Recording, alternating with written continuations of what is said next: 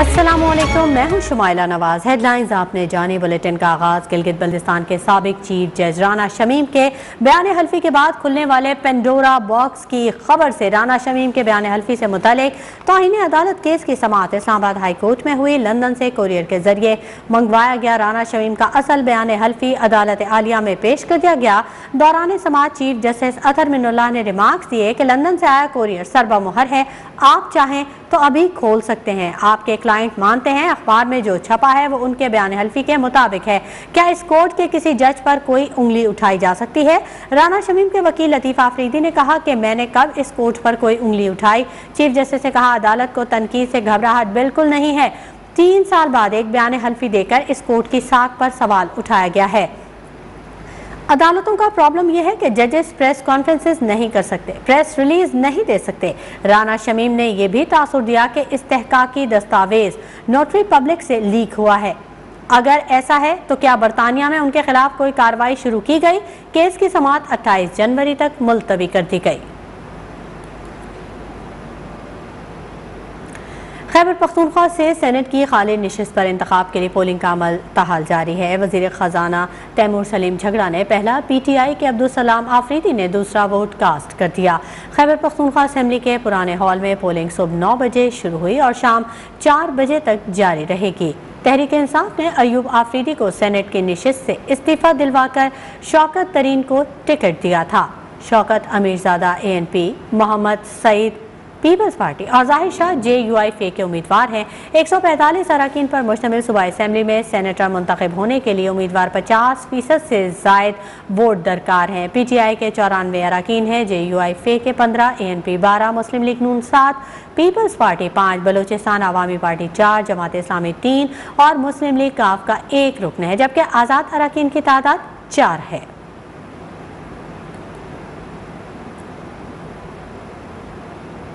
खबरों का सिलसिला जारी रहेगा। वक्त हो गया एक ब्रेक का। खबरों के सिलसिले को आगे बढ़ाते हैं। खैबर पख्तूनख्वा के बल्दियाती इंतखाबात, तहरीक इंसाफ को कई मुकामात पर अपसेट शिकस्त। कई शहरों में JUIF भी हुक्मरान जमात से आगे निकल गई। 4 शहरों में मेयर का इलेक्शन, मर्दान में ANP और कोहाट में JUIF के उम्मीदवारों ने मैदान मार लिया। 64 में से 19 तहसीलों में भी JUI आगे, PTI 15 तहसीलों में और आज़ाद उम्मीदवार 12 तहसीलों में आगे है। अवामी नेशनल पार्टी को भी 8 तहसीलों में बरतरी हासिल है, जबकि पेशावर में हुक्मरान जमात ने शिकस्त तस्लीम कर ली है।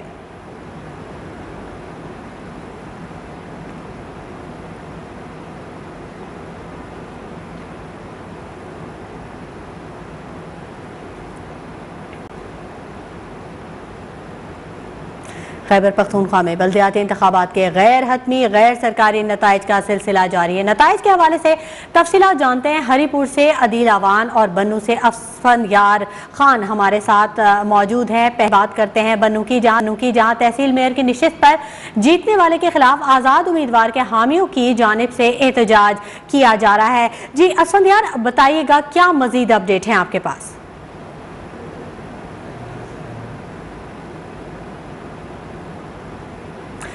असद यार, मेरी आवाज़ अगर आप तक पहुंच रही है तो आगाह कीजिएगा। खैबर पख्तूनख्वा में बल्दियाती इंतखाबात के गैर हतमी गैर सरकारी नताइज का सिलसिला जारी है। आपके इलाके में क्या मजीद अपडेट है, क्या नताइज सामने आ रहे हैं? जी बिल्कुल, मैं इस वक्त मौजूद हूँ बन्नू के मिलाद पार्क में। तहसील सब डिवीज़न वज़ीर के जो उम्मीदवार है इरफानुल्लाह, उनकी जो हामी है उनका यहाँ पर एहतजाज जारी है। उनका ये कहना है कि तहसील सब डिवीज़न वज़ीर में रातों रात जो है इलेक्शन और जो वोटिंग का अमल जो है वो रातों रात जो वो टप्पे लगाए गए हैं और धांधली साबित हुई है। उनका कहना है कि मतलब उन्होंने रातों रात अपने उम्मीदवार को जितवाने की कोशिश की है और बाकायदा जो है टप्पे लगाए हैं। और इस तरह अगर मैं बात करूँ तहसील बकाखेल की, तो तहसील बकाखेल में भी धांधली के इल्ज़ामात की बुनियाद पर जो है इलेक्शन कमीशन ने तहसील बकाखेल के इलेक्शन को जो है वो मुलतवी कर दिया है। उसके बाद तहसील बन्नू की अगर हम बात करें तो तहसील बन्नू में पाकिस्तान तहरीक इंसाफ के जो है इकबाल जदून और जमीयत उलमाए इस्लाम इरफान दुरानी के मुकाबला अभी तक जारी रहा और अब तक के नताइज के मुताबिक जो है इरफान दुरानी, जमीयत उलमाए इस्लाम के इरफान दुरानी जो है वो आगे है। इसी तरह तहसील डुमेल में भी पाकिस्तान तहरीक इंसाफ के उम्मीदवार जो है वो आगे है। और इस तरह जो है तहसील जो है तहसील कक्की में भी पाकिस्तान तहरीक इंसाफ ने जो है अपने झंडे गाड़ लिए हैं और उनके उम्मीदवार जो है जुनैद रशीद वो अब तक जो है वो आगे है। इस तरह अगर मैं तहसील मेरियान की बात करूं तो तहसील मेरियान में आज़ाद उम्मीदवार जो है पाकिस्तान मुस्लिम। ठीक है असफंदियार, आप हमारे साथ ही रहिएगा। बात करते हैं हरीपुर की, जहां पर अदील अवान हमारे साथ मौजूद है। अदील बताइएगा, हरीपुर में कितनी तहसीलों के नताइज सामने आए हैं और कौन सी पार्टी आगे है? हाँ जी बिल्कुल, KPK में बल्दियाती इलेक्शन के बाद हरीपुर की तहसीलों के गैर हतमी और गैर सरकारी नताइज के मुताबिक आजाद उम्मीदवार समीउल्लाह खान ने 77,322 वोट लेकर पहले नंबर पर, जबकि PTI के अख्तर नवाज खान 67,212 वोट लेकर दूसरे नंबर पर। जबकि तहसील गाजी की बात की जाए तो तहसील गाजी में मुस्लिम लीग नून के कासिम शाह 15,260 वोट लेकर पहले नंबर पर, जबकि PTI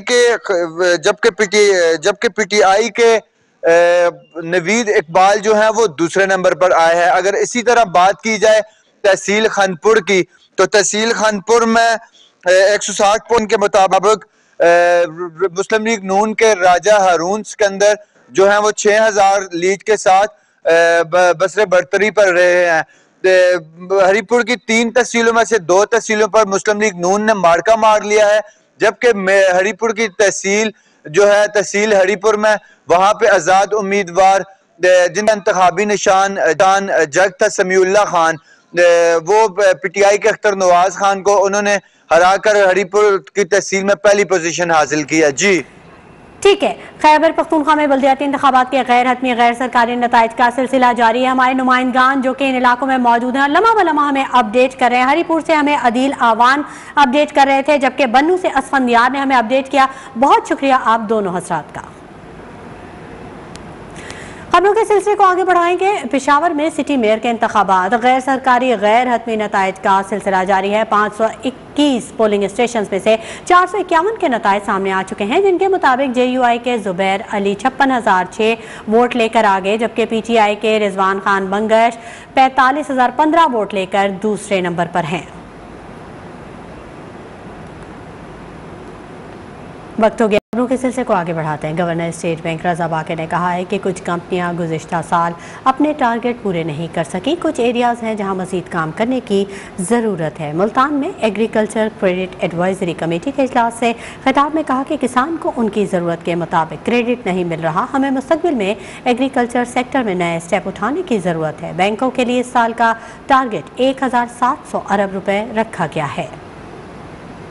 पंजाब में सबसे ज़्यादा हिस्सा है बैंकों की फाइनेंस का एग्रीकल्चर, लेकिन जो सदर्न पंजाब के 13 डिस्ट्रिक्ट्स हैं, यानी कि 13 डिस्ट्रिक्ट जो हैं, ये पूरे पंजाब का 40% हिस्सा हैं अगर आप एग्रीकल्चर सेक्टर को देखें। लेकिन इनको जो बैंकों से फाइनेंस जा रहा है वो सिर्फ 26% जा रहा है, यानी कि जितना इनका हिस्सा है एग्रीकल्चर में उतना इनको फाइनेंस नहीं मिलता। तो हम इस नुक्ते को भी ज़रा जोर देना चाहते थे।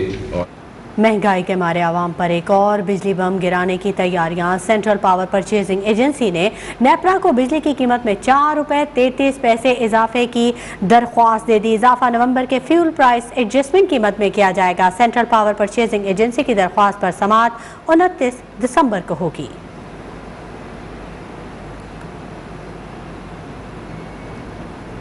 और अब शाम फिर बात करेंगे महंगाई की, रुख करेंगे लाहौर का, जहां पर महंगाई के बार थम नहीं सके। बढ़ती महंगाई ने आम आदमी से सब्जी और फल खरीदने की सकत भी छीन ली है। मसाला जात भी आम आदमी की दस्तरस से बाहर हो गए। लाहौर से अफजाल सईद की रिपोर्ट। बढ़ती हुई महंगाई ने मौसमी सब्जियों और फलों की कीमतों में होने वाले मुसलसल इजाफे से आम आदमी के लिए 2 वक्त की रोटी का हसूल भी ख्वाब बना दिया है।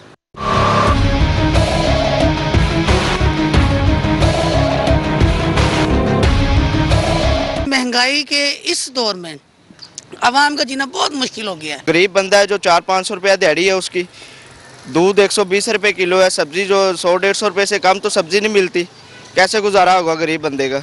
मजदूर लोग हैं, उन लोगों के साथ थोड़ा सा रहम होना चाहिए, उन लोगों के ऊपर महंगाई थोड़ा कम होना चाहिए।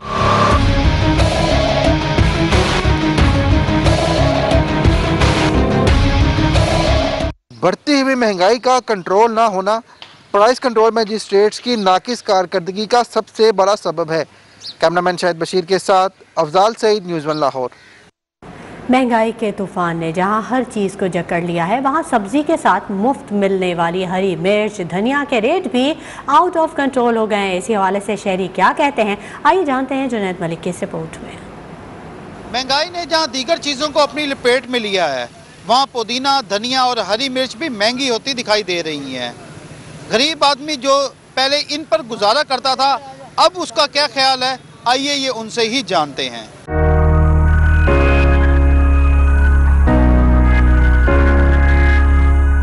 पहले धनिया मिर्चें दुकानदार फ्री में दे देता था, अब हर चीज़ें महंगी हो गई हैं, दुकानदार पैसों के साथ देता है। बहुत महंगाई हो गई है, हर चीज़ को आग लगी पड़ी है, गरीब बंदा कहाँ जाए। गरीब आदमी पहले चटनी ना रोटी खा लेना सी, हुण ते वो भी नहीं मिल रहा। पुदीना ते रेट बढ़ गया, धनिया का रेट बढ़ गया, गरीब आदमी कितने जावे। पुदीना वाला भाई बैठे है, वो कहना पुदीना मैं देवांगा 50 रुपये दर्जन, दसो हम कितने जाइए। वो कहना महंगाई है नहीं है कि मैं कितने जावा। भाई 1000 रुपये में पहले ना हम एक हफ्ते का राशन ले जाते थे, और अब महंगाई की सूरत हाल ये है, धनिया मिर्चे भी पैसों से लेना पड़ता है, और चटनी भी अब ना खाने से कहाँ से रहेगा।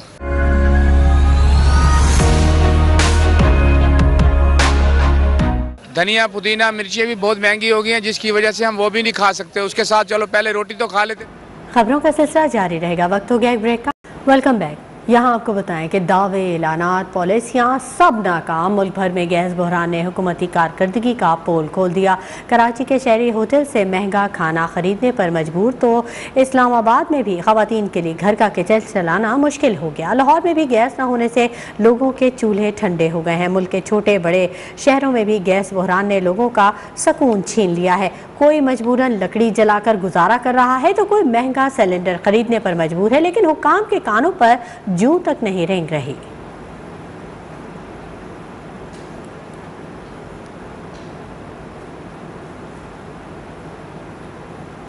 उधर अपोजिशन लीडर शहबाज शरीफ की वफाकी हुकूमत पर घन गरज, कहा सर्दी बढ़ते ही गैस का बहरान दिन ब दिन शिद्दत इख्तियार करता जा रहा है। आवाम हुकूमत की नाअहली, करप्शन और बद इंतजामी की कीमत चुका रहे हैं। सनतें तक गैस की किल्लत का शिकार हैं, और सबसे बदतर ये अपनी नाअहली तस्लीम ही नहीं कर रहे।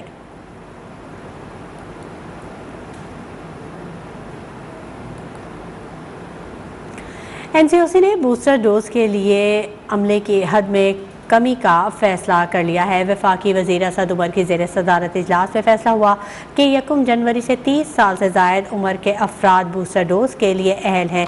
अहल अफराद अपनी मनपसंद वैक्सीन के बूस्टर डोज लगवा सकेंगे। एनसीओसी इजलास के शुरका का कोरोना वैक्सीनेशन से मुतल्लिक सख्त इक़दाम पर भी इत्तफ़ाक़। सूबों में वैक्सीनेशन के मुक़र्रर अहदाफ पर नज़रसानी भी की गई। सूबों में वैक्सीनेशन के नए अहदाफ के हुसूल के लिए मौसर इक़दामात की हिदायत जारी की गई।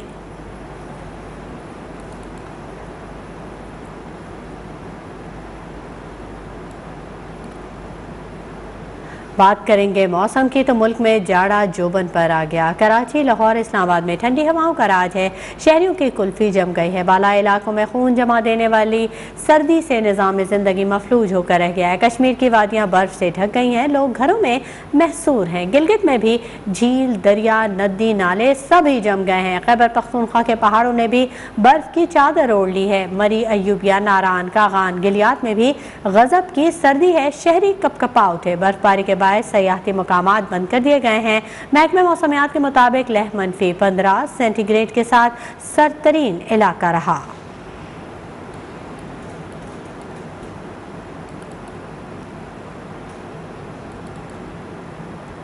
यहाँ आपको बताएं, पाक बहरिया की तुर्की में मुनक़िदा 2 तरफ़ा मश्क इल्दीज़ में शिरकत। मश्क में पाक बहरिया और तुर्की की स्पेशल ऑपरेशन फोर्सेस ने हिस्सा लिया। तर्जुमान पाक बहरिया के मुताबिक पाकिस्तान और तुर्की के माबैन मशकों का इनेकाद बाकायदगी से किया जाता है। इल्दीज़ मश्क में दोनों ममालिक की स्पेशल ऑपरेशन फोर्सेस का मुख्तलिफ नौइयत के ऑपरेशन का मुज़ाहरा।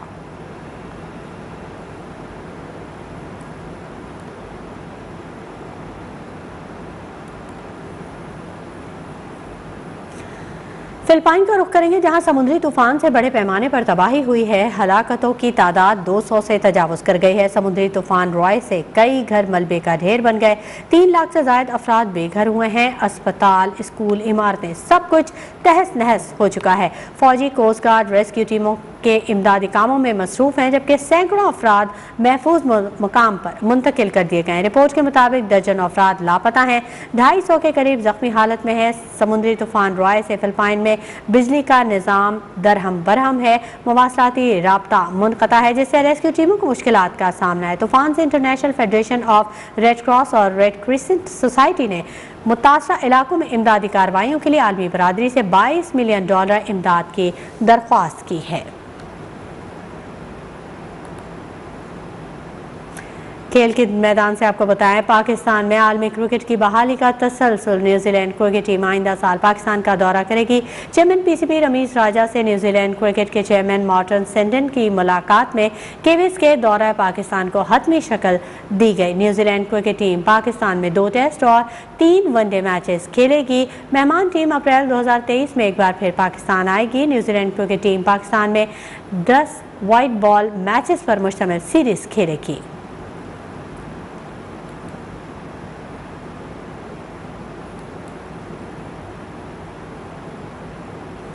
Pakistan Asian hockey champions trophy जीतने के लिए पुरअज़्म। कौमी टीम का सेमीफाइनल में कल कोरिया से दिलचस्प मुकाबला होगा। पाकिस्तान हॉकी टीम के गैर मुल्की स्टाफ को बढ़ा दिया गया है। पाकिस्तान हॉकी फेडरेशन के सदर ने मजीद 2 ट्रेनर्स कौमी टीम को फराहम कर दिए हैं। पाकिस्तान टीम मैनेजमेंट को वीडियो कॉन्फ्रेंस के जरिए कौमी स्क्वाड को ताज़ा दम रखने की हिदायत कर दी गई है। Pakistan Asian hockey champions trophy जीतने के लिए पुरअज़्म है। कौमी टीम का सेमीफाइनल में कल कोरिया से दिलचस्प मुकाबला होगा। पाकिस्तान हॉकी टीम के गैर मुल्की स्टाफ को बढ़ा दिया गया है, जबकि पाकिस्तान हॉकी फेडरेशन के सदर ने मजीद 2 ट्रेनर्स कौमी टीम को फराहम किए हैं। पाकिस्तान टीम मैनेजमेंट को वीडियो कॉन्फ्रेंस के जरिए कौमी स्क्वाड को ताज़ा दम रखने की हिदायत कर दी गई है। Pakistan Asian hockey champions trophy जीतने का मामला है। पाकिस्तानी टीम पुरअज़्म है। सेमीफाइनल में कल कोरिया से दिलचस्प मुकाबला होगा। पाकिस्तान हॉकी टीम के गैर मुल्की स्टाफ को बढ़ा दिया गया है।